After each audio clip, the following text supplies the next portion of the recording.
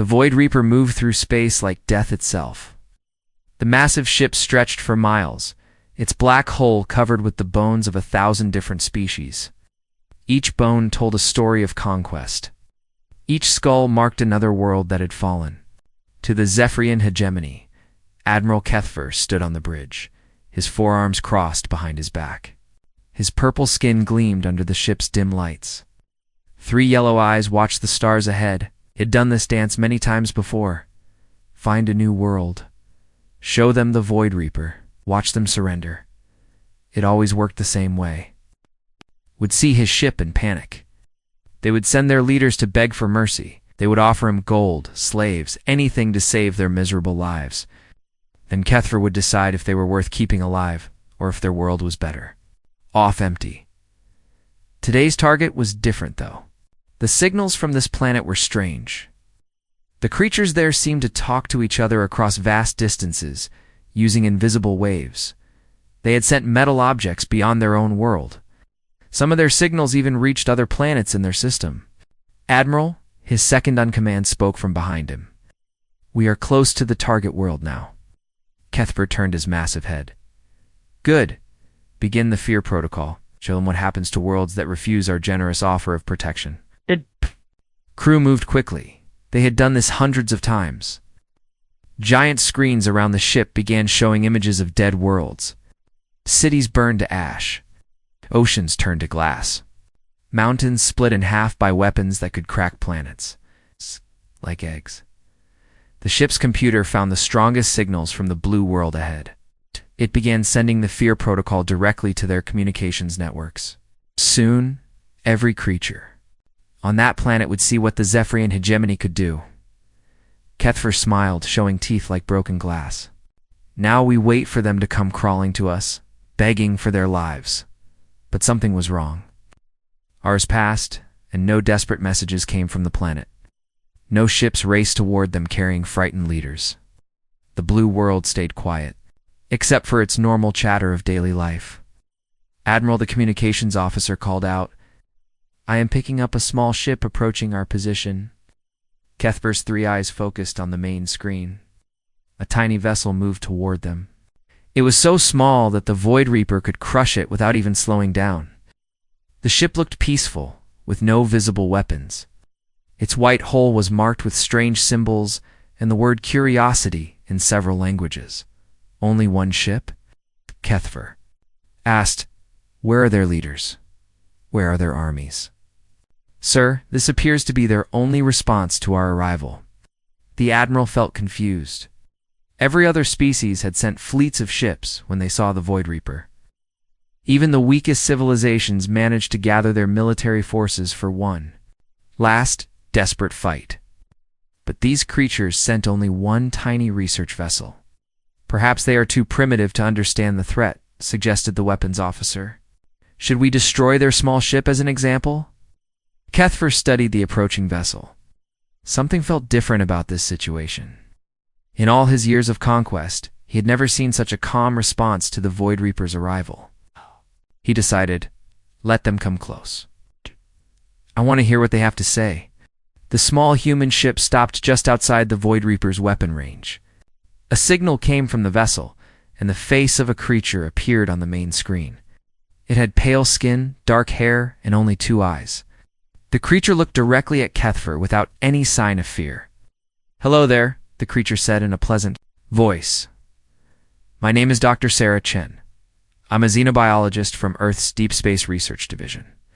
I was conducting studies on stellar formation when our sensors detected your arrival. This is absolutely fascinating. We've never encountered a vessel of your design before. Kethfer stared at the screen. This was not how first contact was supposed to go. Where was the terror? Where were the pleas for mercy? This Dr. Chen creature spoke as if meeting a galaxy-conquering dreadnought was just another day at work. Double quotes you ...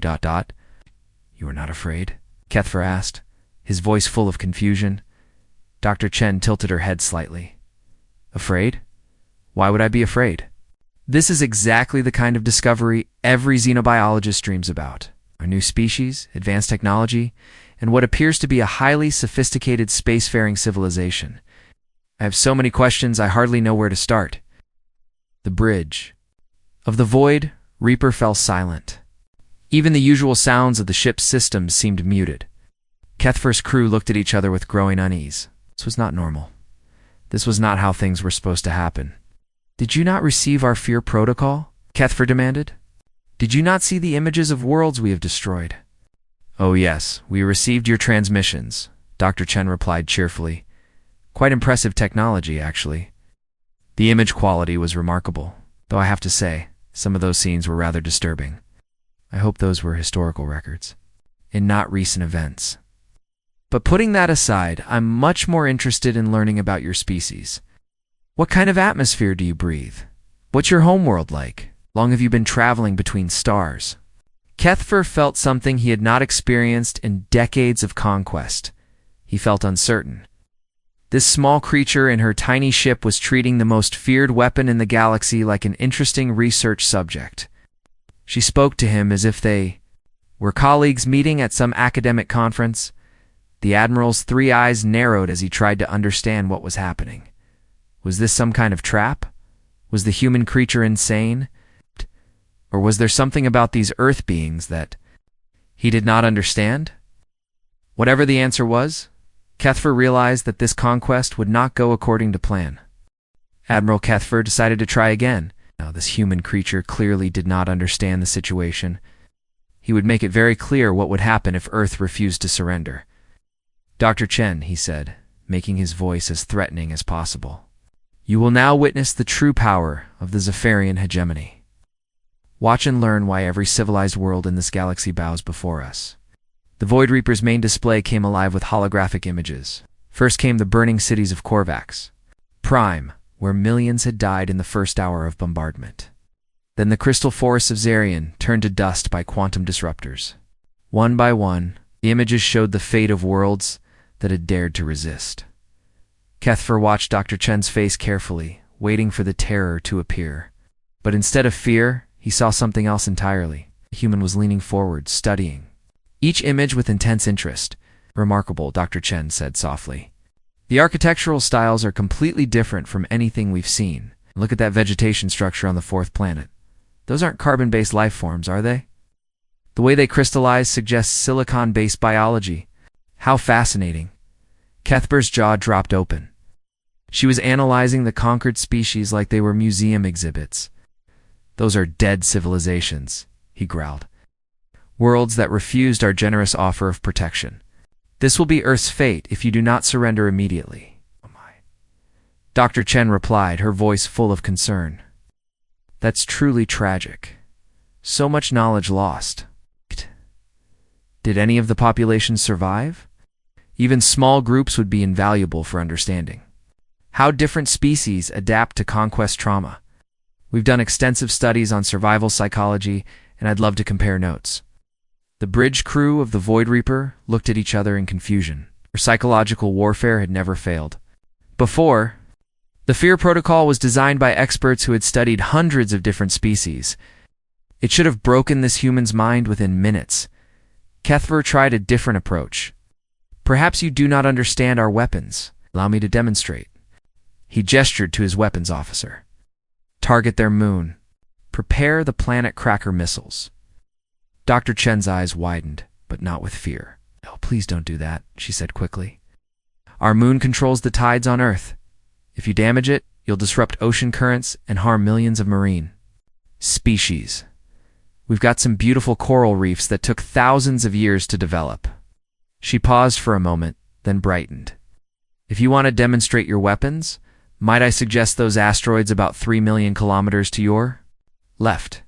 They're just rocks and ice. No ecological value at all. Actually, that would give us excellent data on your propulsion and targeting systems. Would you mind if I take some readings while you do it?" Kethfer stared at the screen. This human was asking him to move his weapons test to a more convenient location. She was treating his planet-cracking demonstration like a scientific experiment that she wanted to observe. "You are not taking this seriously," he said, his voice rising with frustration. "I am offering you one chance to surrender before we destroy your entire world." "I'm taking it very seriously," Dr. Chen assured him. "But honestly, I'm much more interested in learning about your species than discussing politics. Your ship design is absolutely incredible. Is that a controlled fusion reactor I'm detecting? And what kind of propulsion system can move something that large? The energy requirements must be enormous. The Admiral's three eyes narrowed. Our technology is beyond your understanding, primitive creature. Oh, I'm sure it is, Dr. Chen agreed cheerfully. That's what makes it so exciting. We've only been working with faster-than-light travel for about 50 years now. Your ship looks like it's been designed by a civilization with thousands of years of experience. The engineering must be spectacular. Kethfer felt a cold chill run down his spine. 50 years of faster-than-light travel? That was impossible. His intelligence report said this was a primitive world that had barely escaped its own atmosphere. You lie, he said. Our scouts observed your world. You are barely spacefaring. Dr. Chen looked puzzled. When was your last survey? We've had colonies beyond our solar system since 2157. Nothing too impressive by your standards, I'm sure. But we've got research stations around 12 different stars now. Mostly scientific outposts, but some of them are getting pretty big. The bridge of the Void Reaper fell completely silent. Kethfer's crew stared at their instruments, trying to process this information. If the humans had colonies around 12 stars, where were their defensive fleets? Where were their military vessels? Why did you send only one ship to meet us? Kethfer demanded. Well, I happened to be in the area doing research, Dr. Chen explained. When we detected your vessel, Earth Command figured it would be rude not to say hello. They asked for volunteers, and I jumped at the chance. First contact with a new species is incredibly rare. I couldn't pass up an opportunity like this. You volunteered? Kethfer asked weakly. Of course, this is the most exciting thing that's happened in my career. I mean, we've met a few other species out there, but most of them are pretty similar to us biologically. You appear to be completely different. 4 arms, 3 eyes, that beautiful purple coloration. Your species must have evolved under completely different conditions than ours. Kethfer's mind raced. She had said they had met other species, multiple species. This was supposed to be first contact, but the humans were treating it like just another diplomatic meeting. How many other species have you encountered? He asked carefully. Dr. Chen thought for a moment. Let's see, there's the Altarians. Of course, they're the ones who taught us how to build better jump drives. Then the Centauri Republic helped us with our agricultural problems on Kepler 442b. The Tau SETI Collective has been wonderful for cultural exchange. And we just signed a research partnership with the Epsilon Eridani Federation last month. Each name hit Kethfer like a physical blow. The Altarians had refused to join the hegemony and disappeared into deep space decades ago. The Centauri Republic was supposed to be extinct. The Tau SETI Collective had never been located by Zephyrian. Scouts Dr. Chen continued talking, completely unaware of the effect her words were having. I should probably mention that I need to head back to Earth soon. I promised my daughter I'd be home for her school play next week, and Sarah never forgives me when I miss the important stuff.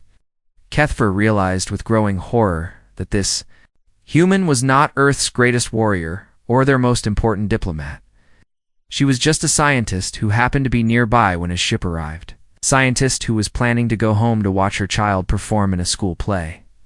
If Earth was confident enough to send a single researcher to greet the most feared ship in the galaxy, what kind of power did they actually possess? Admiral Kethfer paced back and forth on the bridge of the Void Reaper. His 4 arms moved in nervous patterns as he tried to understand what was happening. For 3 hours now, he had been talking with Dr. Chen, and nothing was going according to plan. The human seemed completely immune to fear. Every threat he made was met with polite interest or scientific curiosity. When he described the terrible weapons that could split planets in half, she asked about the physics behind them. When he showed her images of conquered worlds, she wanted to know about the survivors and their adaptation methods. Dr. Chen Kethfer said, trying once more to establish proper protocol, "You must understand the seriousness of this situation. The Zephyrian hegemony controls over 400 star systems. We have weapons that can destroy entire civilizations. Your world stands no chance against our might. Dr. Chen nodded thoughtfully. 400 systems is quite impressive. The logistics alone must be incredibly complex. How do you maintain communication across such distances? We've found that even with quantum entanglement networks, coordination becomes difficult beyond about 20 light years.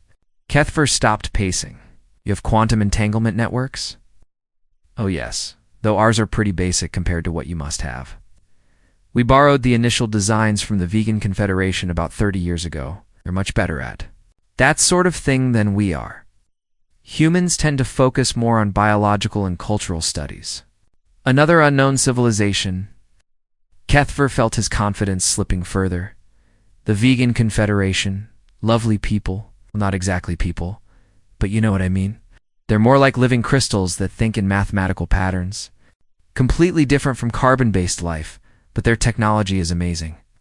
They helped us solve some nasty pollution problems on our industrial worlds. Dr. Chen's casual mention of industrial worlds hit Kethfer like a cold wave. How many worlds did these humans control? His intelligence reports had said Earth was their only planet. How many worlds does your species inhabit? He asked carefully. Inhabited worlds? Let me think. Dr. Chen counted on her fingers. Got full colonies on about 40 planets now, though most of them are pretty small, maybe 1 million people each. Then there are the research stations, mining operations, and terraforming projects, probably close to 200 locations where humans live and work. The bridge crew of the Void Reaper exchanged worried glances. 200 locations meant the humans had spread across a significant portion of the galaxy. More importantly, they had done it without the Zephyrians noticing. Our scouts never detected these colonies, Kethfer said suspiciously. Dr. Chen looked surprised. Really? That's odd. We're not exactly hiding. Though I suppose if you weren't looking in the right places, you might miss us. Most of our settlements are in systems that don't have much strategic value. We prefer planets that are good for research or agriculture, not military bases. She paused and tilted her head thoughtfully. Actually, that brings up an interesting question. What kind of planets do you prefer for colonization? Your physiology suggests you evolved on a world with different atmospheric conditions than ours. Kethfer ignored her question. His mind was racing through the implications of what she had told him. The humans had colonies, terraforming projects, and research stations scattered across hundreds of star systems. They had alliances with multiple alien civilizations that the Zephyrians had never encountered or had written off as extinct. Most disturbing of all, they had accomplished this expansion while remaining completely off the hegemony's radar. Either the humans were incredibly good at hiding their activities, or they were so confident in their defenses that they did not bother to hide at all. Tell me about your military forces, Kethfer demanded. Dr. Chen looked confused. Military forces? We have planetary defense systems, of course. And the colony ships have basic protection against pirates and space debris. But we don't really maintain large military fleets. Most conflicts get resolved through negotiation or economic pressure. You have no armies? No battle fleets? Oh, we have some, Dr. Chen said with a shrug. The Colonial Defense Force keeps a few squadrons around the outer settlements, and Earth maintains the home fleet for protecting the core systems. But honestly, we haven't had a real war in over a century. Most species we meet are pretty reasonable. Once you get to know them, Kethfer felt a chill of pure terror. The humans spoke of military forces like they were an afterthought. They had expanded across hundreds of star systems without feeling the need for massive armies or weapons of conquest. They treated war as an outdated concept that reasonable beings had moved beyond. What about the species that are not reasonable? He asked, what do you do when diplomacy fails? Dr. Chen's expression grew serious for the first time since their conversation began. That's very rare, but it does happen sometimes. When we encounter truly aggressive civilizations that won't listen to reason, we usually call in the peacekeepers. Peacekeepers. It's a joint military force run by several allied species. Humans, Altarians, the Centauri Republic, a few others. They handle situations that require ... stronger responses. Like I said, that's extremely rare. Most conflicts can be resolved through other means. Kethfer realized that his worst fears were coming true. The humans were not just a single, isolated world. They were part of a vast alliance of species that the Zephyrians had somehow never detected. An alliance powerful enough to maintain peace across hundreds of star systems. Dr. Chen, he said slowly, what would happen if someone attacked one? Of your colonies? Human scientists looked genuinely puzzled by the question. Attacked? Why would anyone do that? I suppose the local defense systems would respond first. Then the Colonial Defense Force would investigate. If it was serious enough, they might call in the peacekeepers. She paused and studied Kethfer's face with growing concern. You're not planning to attack anyone, are you? Because that would be terribly unfortunate. There's so much we could learn from each other through peaceful contact. Kethfer stared at her through the screen. This human was worried about him. She was concerned that he might do something that would force her people to defend themselves. She spoke as if the idea of attacking human colonies was not threatening, but simply sad and wasteful. The Admiral began to understand something that filled him with cold dread. Dr. Chen was not afraid of the Void Reaper because she had no reason to be afraid. Earth had not sent their best diplomat or their greatest warrior to meet him. They had sent a scientist who happened to be in the neighborhood because they genuinely did not see his ship as a threat worth mobilizing against. If a single research vessel was all they thought necessary to handle the most feared weapon in the galaxy, what kind of forces could they deploy if they actually felt threatened? Admiral Kethfer felt sweat forming on his purple skin despite the cool air of the bridge. He had commanded the Void Reaper for 20 years and conquered dozens of worlds. But he had never felt this confused and frightened. Every question he asked Dr. Chen only made things worse.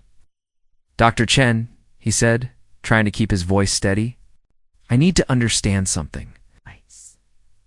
Why do you conquer other worlds? The human looked genuinely puzzled. Conquer? We don't conquer worlds. Why would we do that? For resources, for strategic positions, for slaves and tribute.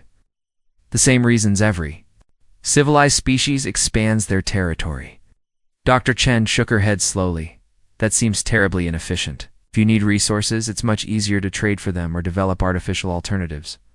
As for strategic positions, we've found that having friends scattered across the galaxy works much better than trying to control territory through force. She leaned forward with interest. Is that why you travel around in such a heavily armed ship? Are you looking for resources to steal from other species? Kethfer felt his three eyes widen. She had just called the most feared weapon in the galaxy a tool for stealing. We do not steal, he said angrily. We offer protection to weaker species in exchange for reasonable tribute. Oh, protection from what? The question hung in the air, like a weapon. Kethfer opened his mouth to answer, then closed it again. Protection from what, indeed?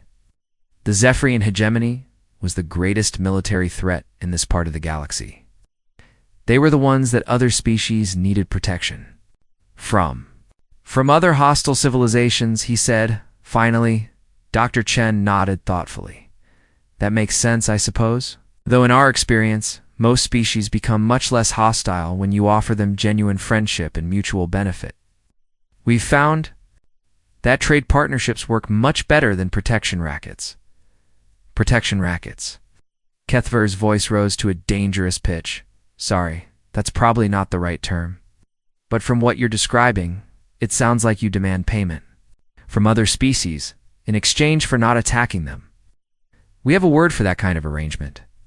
Dr. Chen did not say the word, but Kethfer could hear it anyway.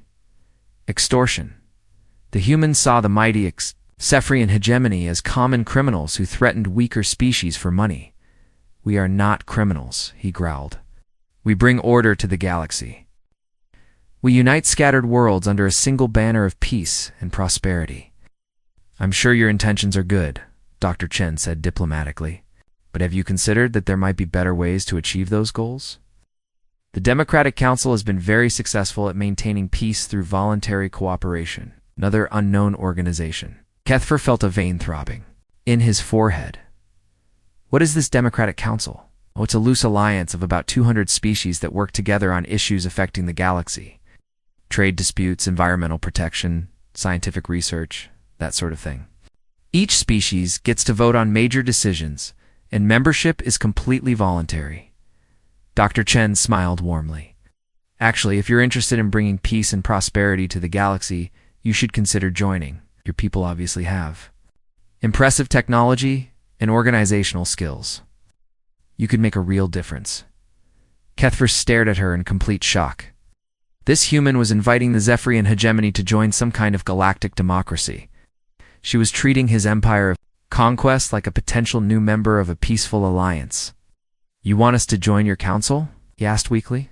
Well, you'd have to stop the whole conquest thing first, Dr. Chen said matter-of-factly.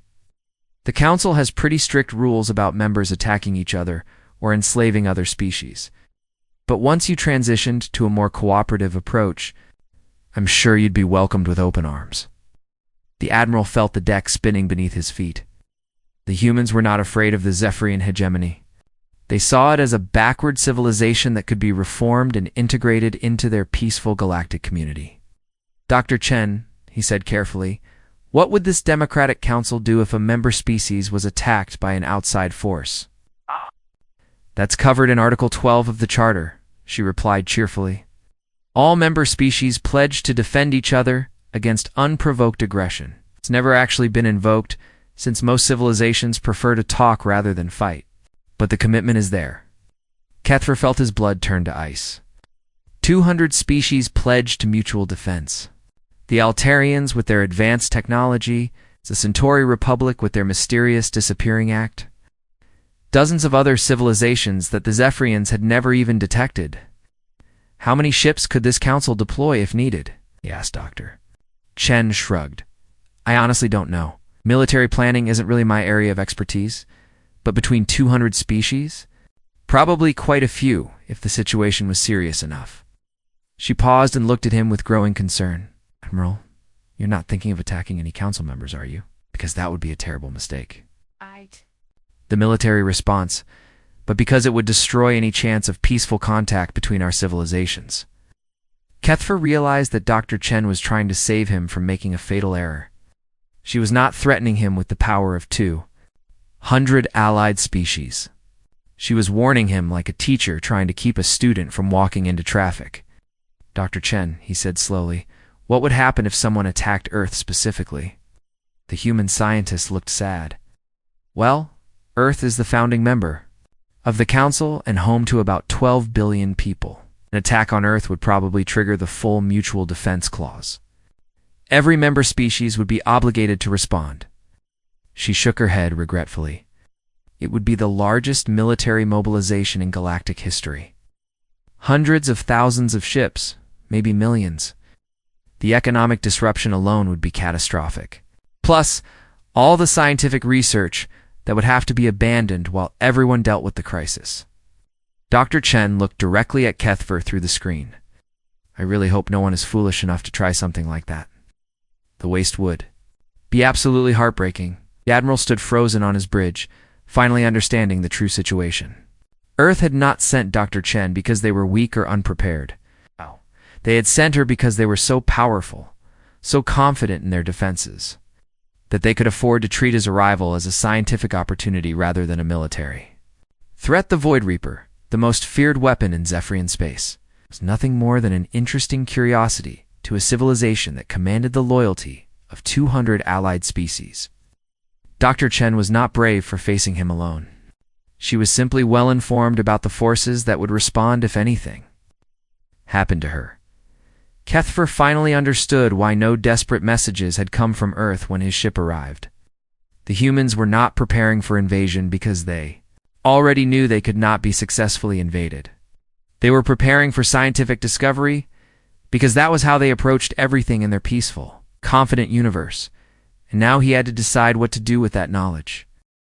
Admiral Kethver stood in the center of his bridge, surrounded by his confused crew. The conversation with Dr. Chen had lasted 6 hours, and every minute had made him more aware of how badly he had misjudged the situation. The humans were not a primitive species waiting to be conquered.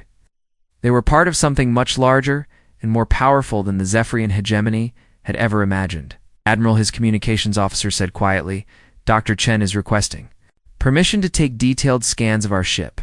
She says it would help her write a better first contact report. Kethver almost laughed.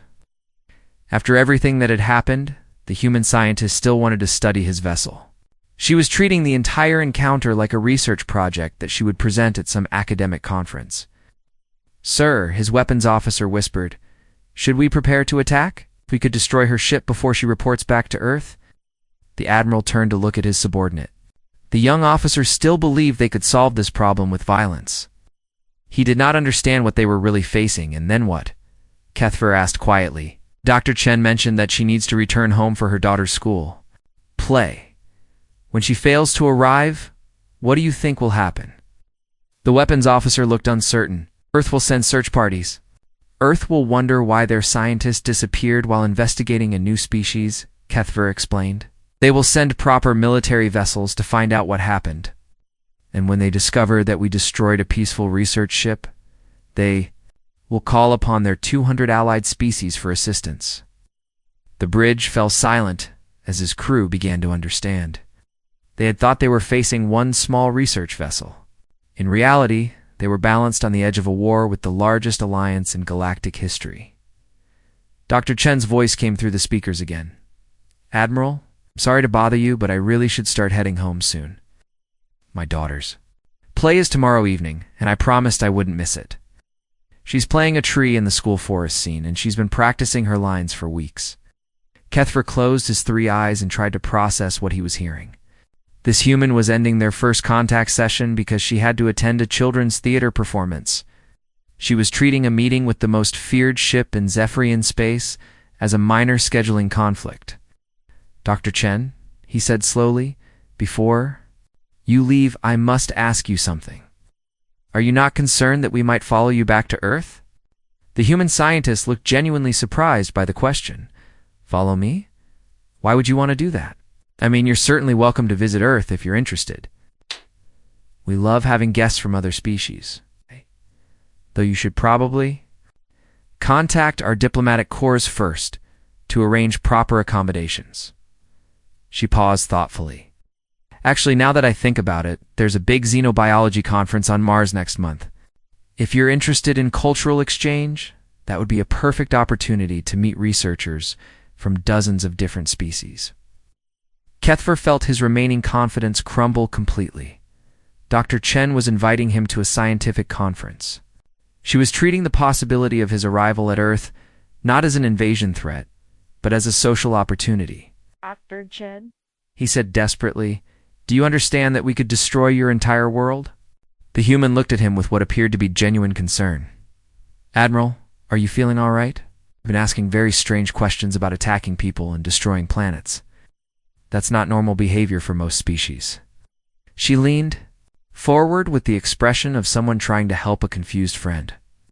If your people are having problems with aggressive tendencies, there are excellent therapists who specialize in interspecies psychology. The Andromedan Institute has done wonderful work helping civilizations transition away from conquest-based cultures. Kethver stared at her in complete shock. This human thought he needed therapy. She was offering to help the Zephyrian hegemony overcome their violent nature through professional counseling. We do not need therapy, he said weakly. Of course not, Dr. Chen agreed quickly.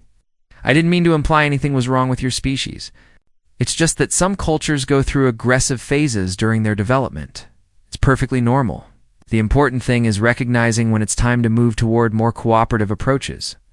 The admiral realized that he was listening to the death of his empire. It's not death through conquest or destruction, but death through obsolescence. The humans and their allies had moved beyond the need for conquest and fear. They had built something better, and they were offering to share it with anyone willing to change. Dr. Chen, he said quietly, what if a species refused to change? What if they continued to attack and conquer other worlds? The human's expression grew sad. That would be very unfortunate. We'd try diplomacy first, of course. Economic sanctions if necessary. If they still refuse to stop harming others, the Council would eventually have to intervene militarily. She sighed deeply. It's happened a few times in the past. Usually, the aggressive species realizes they're outnumbered and agrees to negotiate. Sometimes they retreat to isolated systems where they can't hurt anyone else. In the worst cases, Dr. Chen did not finish the sentence, but Kethfer understood. Species that refused to abandon conquest simply disappeared from the galaxy, not through genocide, but through complete isolation or forced reformation. Admiral Dr. Chen said gently, "I hope your people will consider joining the galactic community peacefully. You obviously have impressive technology and organizational skills. With the right approach, the Zephyrian hegemony could become a respected member of the Council within a few decades." Kethfer felt something break inside him. This human was offering his people a path to survival and prosperity. All they had to do was abandon everything they had built their identity around. "I must return to my fleet," he said finally.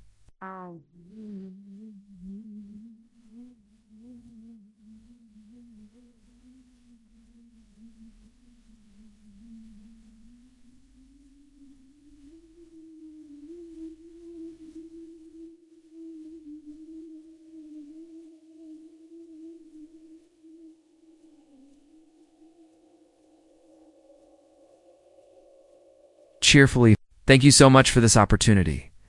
I've learned more about galactic civilization today than I have in years of research. I hope we can continue our discussions in the future."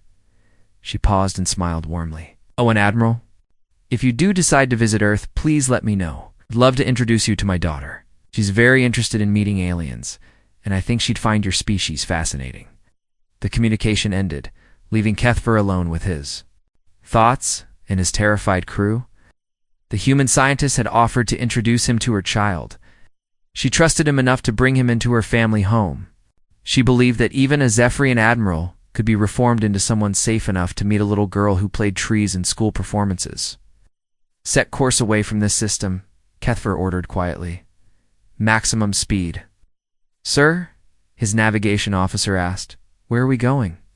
The admiral looked at the stars ahead, thinking about Dr. Chen and her daughter, and the vast alliance of species that had somehow built peace across hundreds of worlds. "Home," he said finally. "We're going home to write a very different kind of report." As the Void Reaper turned away from Earth's solar system, Kethfer began composing his message to the Hegemony High Command. He would tell them that Earth was unsuitable for conquest due to advanced defensive capabilities. He would not mention that those defenses included the moral certainty of a scientist who invited potential enemies to children's theater performances. Some truths were too dangerous to share. Even with his own people, Dr. Chen's research ship continued its journey back to Earth, carrying data about a new species and stories about the most polite invasion fleet anyone had ever encountered. She was already planning her presentation for the Xenobiology conference. Excited to share her discoveries about Zephyrian culture and technology, she never realized that she had single-handedly prevented a galactic war simply by treating everyone she met with curiosity, kindness, and the absolute confidence that peaceful solutions were always possible.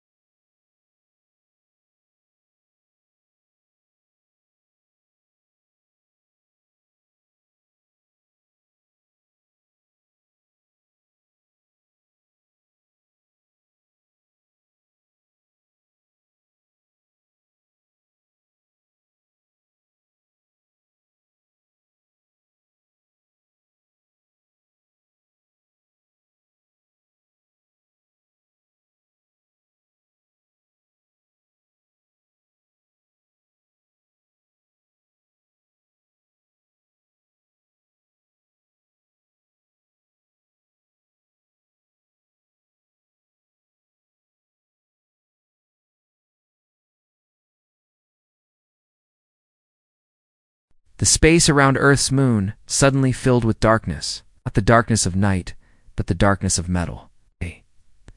300 alien ships dropped out of hyperspace like falling stars that refused to burn. Each ship was the size of a city. Their black holes blocked out the stars. Admiral Zextel stood on the bridge of his flagship. The crushing fist. He was tall and thin, with gray skin that looked like old leather. His 4 arms moved across control panels as he studied the small, blue planet before him. This was world number 848. Soon, it would belong to the Kethfer Empire, just like all the others. The planet looked peaceful. White clouds swirled around blue oceans and brown land. Small ships moved between the planet and its single moon. The natives had not even reached their nearest star yet. This would be easy. Zextel had done this many times before. The pattern never changed. Show up with overwhelming force. Give them a simple choice. Most species surrendered within hours. The smart ones, anyway. The foolish ones tried to fight and died quickly. Either way, the Empire always won. He activated the communication system and sent his message toward the blue world. His voice was cold and without emotion. People of the third planet, you are now under the authority of the Kethfer Empire. You have 72 hours to surrender. Will submit to imperial rule. You will provide 60% of your planet's resources as tribute to the Empire. You will relocate your population to designated areas for processing. Zextal paused and let his next words sink in. If you refuse, we will destroy your world completely. Every city, every building, every living thing will be burned from space. We have done this to 847 worlds before you.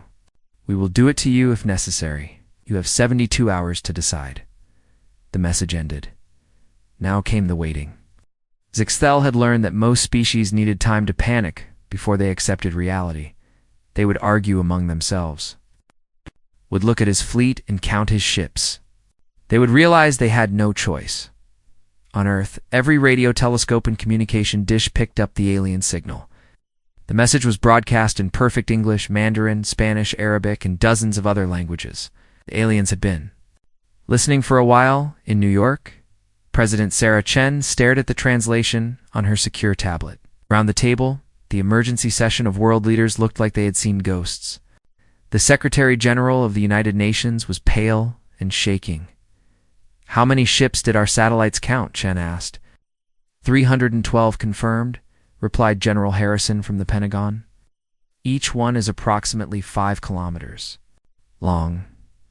We estimate crew sizes of 50,000 per vessel. 15 million soldiers, whispered the Prime Minister of Canada, against 8 billion humans. It's not about the soldiers, said Chen. She had been president for 6 years and had seen secret briefings that these other leaders could not imagine. It's about the ships themselves. Each one could level a continent. The Russian president leaned forward. What are our options? General Harrison looked uncomfortable. Officially, none. Our most advanced weapons are chemical rockets and nuclear warheads. Their ships use technology we don't understand. They traveled between stars to get here. Officially, Chen repeated slowly. What about unofficially? Harrison glanced around the room. Every person here had been cleared for this meeting, but some secrets were harder to share than others. The Sword of Damocles project has been active for 73 years, he said quietly. Ever since Roswell, we've been preparing for this exact scenario. The room was silent. Most of the leaders had heard rumors, but few knew details. Every space program, every satellite launch, every scientific research station has been part of the preparation. The International Space Station is not what the public thinks it is. Neither is the moon base we supposedly don't have. Chen stood up and walked to the window, far above, invisible to the naked eye. 300 alien ships waited for humanity's answer. They think we're primitives, she said. They think we'll roll over like every other species they've encountered. She turned back to the room. They don't know humans very well. On the alien flagship, Zextal's communication officer reported that the humans were busy sending messages between their cities. This was normal. Primitives always needed time to accept their fate. We're receiving multiple transmissions from the planet. Should we monitor them? No point, Zextal replied. They're just arguing about whether to fight or surrender. The outcome is always the same. The Admiral walked to the viewing port and looked down at the blue world. Such a pretty planet. It would make a good agricultural colony once the native population was reduced to manageable numbers. The Empire always needed more food worlds. His aide approached carefully. Sir, what if they choose to fight? Zexal's laugh was like grinding. Metal. With what? Chemical rockets. Primitive nuclear weapons. We've faced that before. Their weapons cannot even scratch our shields. The aide nodded but still looked worried. It's just... something feels different about this system, sir.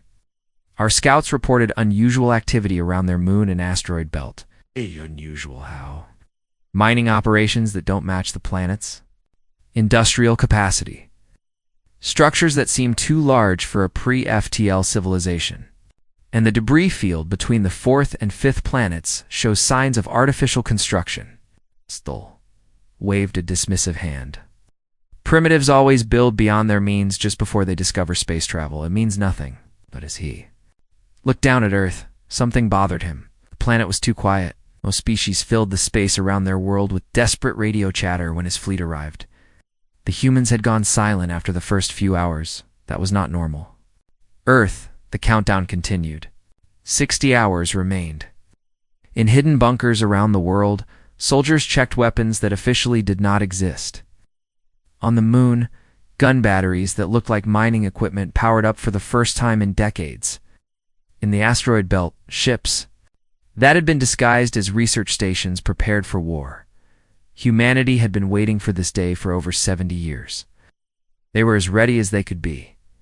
Admiral Zextal was about to learn that sometimes the sheep have teeth. The 72 hours passed slowly. Admiral Zextal waited on his bridge, watching the primitive planet below. His officers reported the usual activity. Radio signals between cities, small ships moving around the planet's orbit. Suggested real resistance. Sir, we're receiving a transmission from the planet, his communication officer announced. Zexal smiled. Finally, the surrender documents would be properly formatted, as always. The humans had taken longer than most species, but they had reached the same conclusion that everyone else did. Put it on the main screen, he ordered.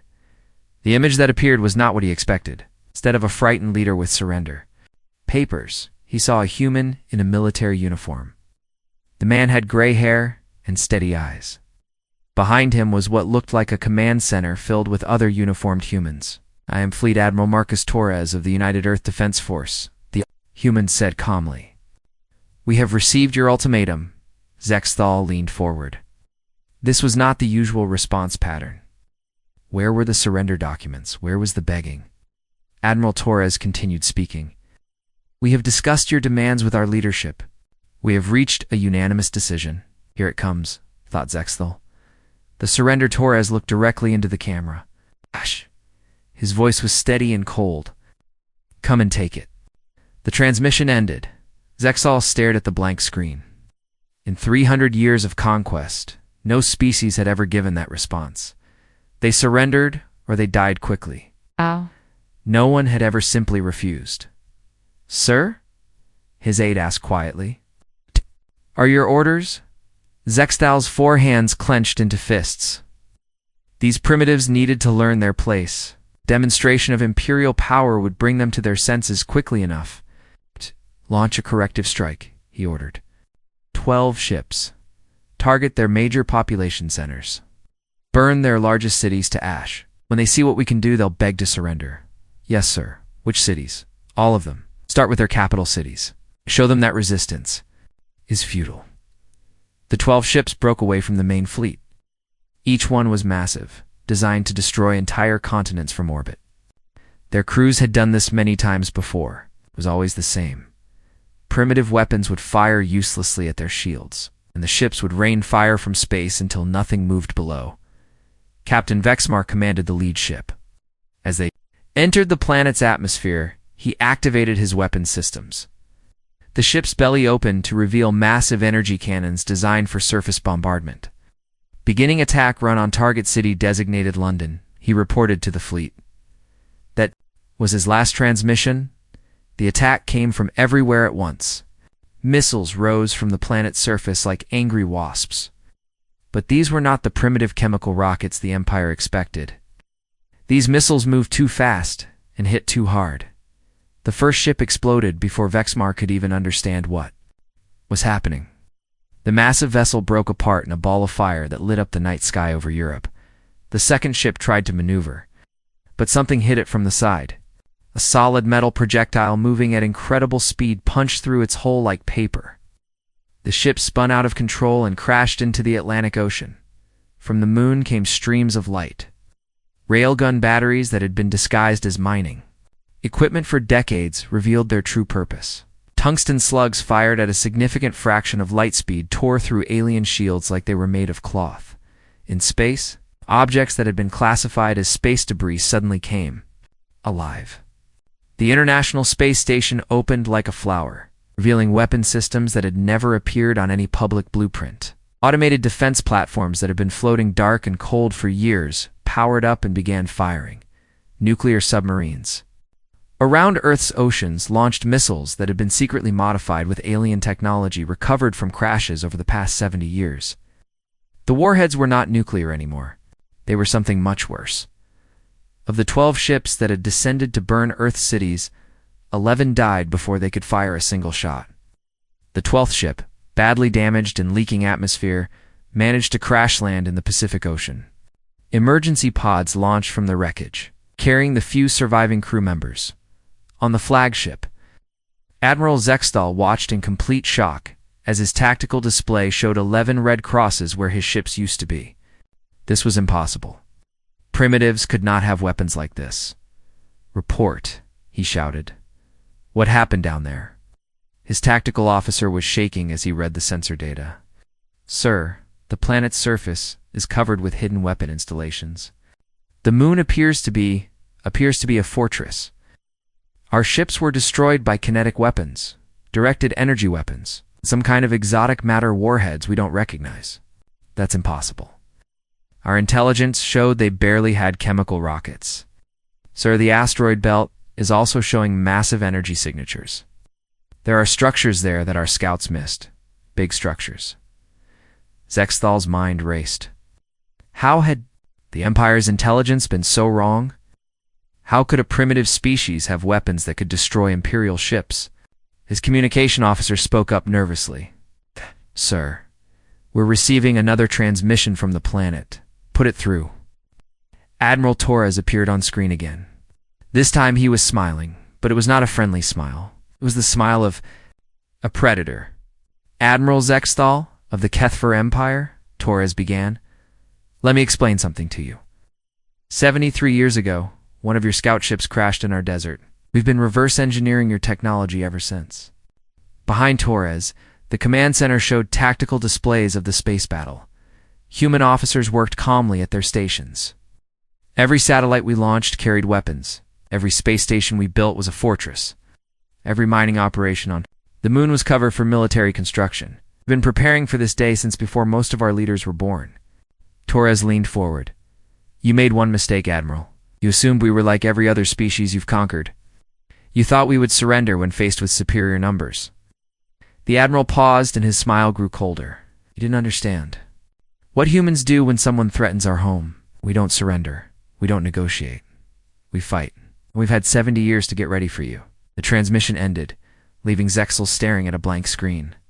For the first time in his 300-year military career, he felt something he had never experienced before. Fear. These humans were not primitives. They were not victims. They were something the Empire had never encountered in 847 previous conquests. They were dangerous. Admiral Zexal's rage burned like a star going supernova.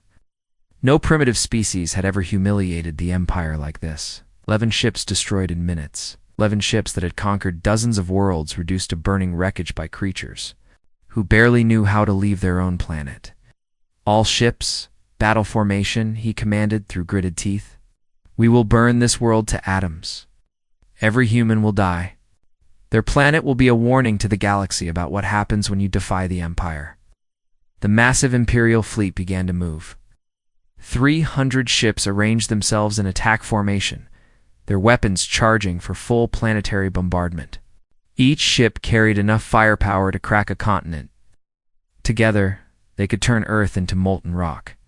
But Admiral Zextel had made a critical error. He was thinking like someone who had only fought helpless victims. The Empire's ships were built for intimidation and orbital bombardment, not real combat. They were big and scary. But they were not designed to fight enemies who could shoot back. The humans had studied the crashed alien ship for 70 years. They knew exactly how Imperial technology worked. More importantly, they knew its weaknesses. Admiral Torres stood in the command center, buried deep under the Colorado mountains. Around him, displays showed the full scope of humanity's hidden preparations. Operation Sword of Damocles was finally being revealed to the galaxy. All stations, this is command. Torres spoke into his headset. The aliens are moving to full attack formation. Begin Phase 2. Cross the solar system. Humanity's true defenses. Came online. On the moon, massive structures that had been disguised as mining facilities opened like mechanical flowers. Weapons that had been hidden for decades emerged from beneath fake rock and metal. The lunar surface was not a research station. It was the largest fortress humanity had ever built. Railguns the size of city blocks began firing tungsten penetrators at a significant fraction of light speed. Each shot hit with the force of a nuclear bomb, but without the radiation. Imperial shields, designed to stop energy weapons and chemical explosives, crumpled like paper in the asteroid belt. What the aliens had thought were mining operations revealed themselves as military shipyards. Hundreds of human ships, built in secret over decades, emerged from hidden bases. They were smaller than Imperial vessels, but faster and deadlier. The human ships used hybrid technology, Earth engines powered by reverse-engineered alien drives, human weapons guided by alien targeting systems, nuclear warheads enhanced with exotic matter that should not have existed on a primitive world. Captain Sarah Mitchell commanded the UES Defiance, the first ship built entirely in space. Her crew of 200 had trained their entire lives for this moment. As her ship accelerated toward the alien fleet, she felt the weight of 7 billion people depending on her. All fighters, this is Defiance, she broadcast to the smaller ships around her. Remember your training. Hit fast, hit hard, and get out. These ships are big, but they're slow. Use that against them. The first wave of human fighters reached the Imperial fleet like a swarm of angry bees. The aliens had never faced anything like this. Their massive ships tried to track the small, fast human vessels, but their weapons were too slow. Human fighters dove between the alien ships, firing armor-piercing missiles at critical systems. They targeted engines, weapon batteries, and communication arrays. The Imperial ships, designed to fight from a distance, had no defense against close-range attacks. The Kethfer heavy cruiser Dominator shuddered as human missiles punched through its hull. Captain Nexville watched in horror as his ship's main reactor went critical. Systems that had worked perfectly for centuries suddenly failed. "Engineering report," he shouted. "Sir, they're targeting our weak points. I know exactly where to hit us. It's like they have our blueprints." They did have the blueprints. 70 years of studying crashed alien technology had taught humanity everything about Imperial ship design. Every weakness, every critical system, every way to make the massive vessels vulnerable. The battle raged across the inner solar system. Imperial ships tried to maintain formation, but human attacks came from every direction. Earth's moon fired massive slugs that could punch through 3 ships in a row. Hidden bases on Mars launched clouds of smart missiles that hunted alien vessels like packs of wolves. Admiral Zextal watched his fleet being torn apart by an enemy that should not have existed. His ships were dying faster than he could count them. These humans fought like nothing the Empire had ever encountered. "We've lost 40 ships," his tactical officer reported with a shaking voice. The humans are using some kind of advanced AI to coordinate their attacks. Our formations can't hold. Impossible. They're primitives. Sir, they're jamming our communications and targeting our command ships specifically. They know our tactics better than we do. As if summoned by his words, a group of human fighters appeared on Zextal's screen. They were heading straight for his flagship. The crushing fist's offensive weapons opened fire, but the small ships danced between the energy beams like they were performing a ballet. The lead fighter fired a single missile. It was not large, but it moved with impossible precision. The warhead struck the flagship's main communication array and exploded with exotic energy that made Zextal's sensors scream warnings. "Sir, we've lost long-range communications," his officer reported. "We can't coordinate the fleet." Through the chaos of battle, Admiral Torres' voice came over every Imperial ship's communication system. Somehow, the humans had hacked their secure networks. Admiral Zextal Torres said calmly, "You came to our system expecting to find sheep. You expected us to run, or hide, or beg for mercy." On the main screen, Zextal could see another Imperial ship exploding in the distance. "But you made a mistake. You didn't study us carefully enough. If you had, you would have learned something important about humans." More ships died as human fighters swarmed through the Imperial formation like hunting predators. When someone threatens our home, when someone tries to hurt our families, we don't become victims. We become something much worse. The Admiral paused, and when he spoke again, his voice was cold as space itself. "We become hunters." As if responding to his words, the asteroid belt suddenly came alive with light. Massive structures that had been hidden for decades revealed themselves. Shipyards, weapons platforms, and military bases that rivaled anything the Empire had ever built. Admiral Zextal finally understood the truth. Earth was not a primitive world that had gotten lucky. Earth was a military fortress that had been preparing for war for 3 generations. The humans had turned their entire solar system into a weapon, and that weapon was pointed directly at his fleet. Admiral Zextal watched his fleet die around him. Half of his ships were gone. Burning wreckage floated through space, where mighty Imperial warships had been just hours before. The survivors were badly damaged and running low on ammunition. This was not how conquests were supposed to work. The Empire showed up, the primitives surrendered, and another world joined the Galactic Order. Simple, clean, profitable. But these humans were not following the script. "Sir, we're receiving emergency reports from all sectors," his tactical officer announced with panic in his voice. "The Devourer is gone. The Iron Fist is gone. The Bone Crusher took a direct hit to its reactor and is breaking apart." For hands gripped his command chair so hard his claws left marks in the metal. In 300 years of military service, he had never lost a single ship. Today, he had lost over 150.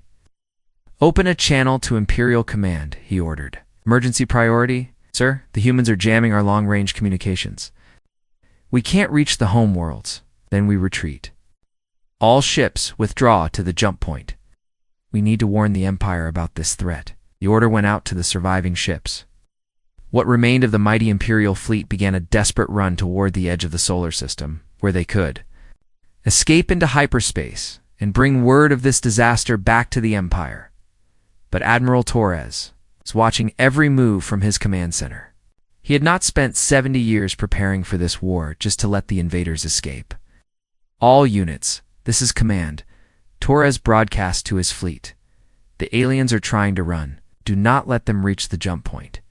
I repeat, do not let them escape." Captain Sarah Mitchell received the order aboard her ship. The EU's Defiance had taken damage during the battle, but her engines still worked and her weapons were still hot. "You heard the Admiral?" she told her crew. "These aliens came here to destroy our world. They were going to kill everyone we've ever loved. We don't let killers walk away." The human ships moved to intercept the retreating Imperial fleet. They were faster and more maneuverable than the massive alien vessels. What should have been an orderly withdrawal became a running battle through the outer solar system. The Imperial ship Domination tried to make it to the asteroid belt. hoping to lose its pursuers in the floating rocks. But the asteroids were not empty space. They were full of hidden human bases and automated defense systems, mining platforms that the aliens had dismissed as primitive. Industry revealed their true nature. Asteroid installations opened fire with weapons that had been disguised as drilling equipment. The Domination found itself trapped in a crossfire between human ships and hidden fortresses. Captain Vexful tried to maneuver his damaged ship through the asteroid field, but there was nowhere to hide. Human fighters came at him from every direction. His shields failed under constant bombardment, and his hull began to crack. "Abandon ship," he ordered his crew. "All hands to the escape pods." The mighty Imperial cruiser broke apart among the asteroids, adding its wreckage to the growing graveyard of alien ships. Admiral Zextel's flagship was running for Jupiter, hoping the gas giant's massive gravity well would help them escape. But as they approached the planet, they discovered another horror. Jupiter's moons were not natural satellites. They were military bases. Io opened like a mechanical flower, revealing weapon batteries that had been hidden beneath fake volcanic activity. Europa's ice cracked apart to show missile silos that had been constructed under the frozen surface. Ganymede and Callisto revealed themselves as massive shipyards where more human vessels waited in ambush. "This is impossible," Zexel whispered as he watched the tactical display. "How long have they been building all this? Is intelligence?" Officer checked his data with shaking hands. "Sir, based on what we're seeing, they must have started construction shortly after we began monitoring their system. They've been preparing for our arrival for decades, but how did they know we were coming?" "Sir, there are records of Imperial scout ships missing in this sector over the past century. The humans must have captured some of them." Zextel felt cold dread creep up his spine. The Empire had been sending scouts to this system for over 100 years, mapping it for eventual conquest. Some of those scouts had disappeared, written off as equipment failures or navigation errors. The humans had been capturing Imperial ships and learning from them. Every technology, every tactic, every weakness had been studied and prepared for. The Empire had been giving the humans everything they needed to build a defense that could destroy an Imperial fleet. More ships died as they tried to reach the outer system. The human forces seemed to be everywhere at once. Small, fast ships that struck like lightning and vanished before the aliens could respond. Larger vessels that could match Imperial firepower but moved twice as fast.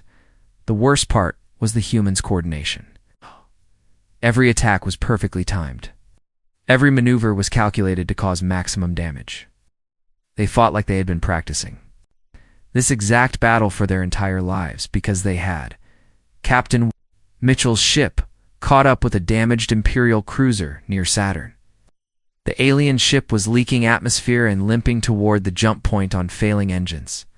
"This is Captain Mitchell of the United Earth Defense Force," she broadcast to the alien ship. "You have two choices. Surrender now, and your crew will be treated according to the laws of war, or continue running and be destroyed." The alien captain's response came back immediately. "We do not surrender to primitives. Then you die like the rest." The Defiance opened fire with weapons that should not have existed on a human ship. Exotic matter warheads that the humans had developed from captured alien technology. Energy weapons powered by fusion reactors that burned hotter than the sun. The Imperial cruiser died in silence, its hull cracking apart in the cold vacuum of space. By the time the surviving aliens reached the edge of the solar system, only a dozen ships remained from the original 300. They were damaged, demoralized, carrying a message that would terrify the Empire. Admiral Zextel's flagship was among the survivors, but barely. His crew was dead. His weapons were offline, and his engines were failing. As his ship prepared to jump to hyperspace, he activated the emergency beacon that would warn the Empire of the disaster. "This is Admiral Zexel reporting a code black emergency," he transmitted. "The conquest of the third planet has failed." Repeat, "the conquest has failed. The natives are not primitives. They've advanced military technology and have converted their entire system into a fortress." He paused, thinking of all the ships and crew he was leaving behind. The species designation is incorrect. They are not a primitive civilization suitable for conquest. They are a military threat to the Empire. Recommend immediate defensive measures for all border systems. The transmission ended, and the surviving ships vanished into hyperspace, carrying their terrifying news back to the Empire. But Admiral Torres was not finished. As the alien ships escaped, he activated a communication system that reached across the galaxy. "This is Admiral Torres of Earth." He broadcast on every frequency the Empire used. "Your fleet came to our system to conquer us. You failed. Ships are destroyed and your survivors are running home to warn you about us." The transmission reached Imperial worlds across the galaxy, carrying a message that would change everything. "We know who you are now. We know where you come from. We're coming for you." 6 months after the battle at Earth, Emperor Vorthak sat on his crystal throne in the capital city of the Kethver Empire. The throne room was vast, with pillars that reached toward a ceiling painted with the conquests of 800 worlds. For 1,000 years, this room had been a place of celebration and triumph. Today it felt like a tomb. The Emperor's advisor, Lord Kethron, approached the throne with trembling steps. In his forehands he carried data tablets that contained the most disturbing intelligence reports in Imperial history.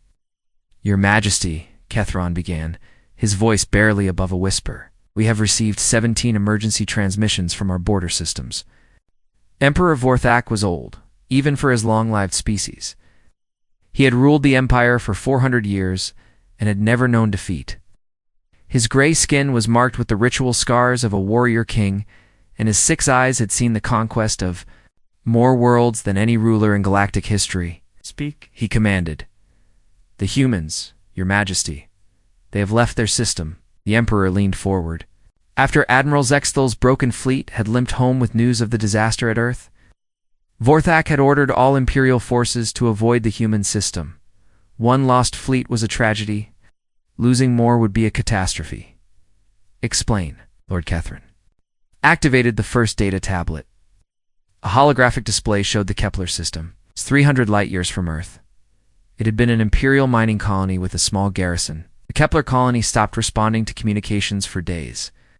Ago, a scout ship was sent to investigate. The hologram showed the wreckage of Imperial ships floating in space around the mining platforms. The installations themselves were intact but empty. There were no survivors, Your Majesty. But we found this message broadcasted on Imperial frequencies. Human face appeared in the hologram. It was Admiral Torres, the same human who had destroyed Admiral Zexthal's fleet. But now, he was not speaking from Earth. He was speaking from the bridge of a human ship, somewhere deep in Imperial space. "This is Admiral Torres of the United Earth Liberation Fleet," the recording began. "To the people who were enslaved in this system, you are now free. The Imperial garrison has been destroyed. Your overseers are gone. You can return to your homes or join us in freeing other worlds." The recording continued. "To the Kethver Empire, this is our response to your demand for Earth surrender. We told you to come and take it.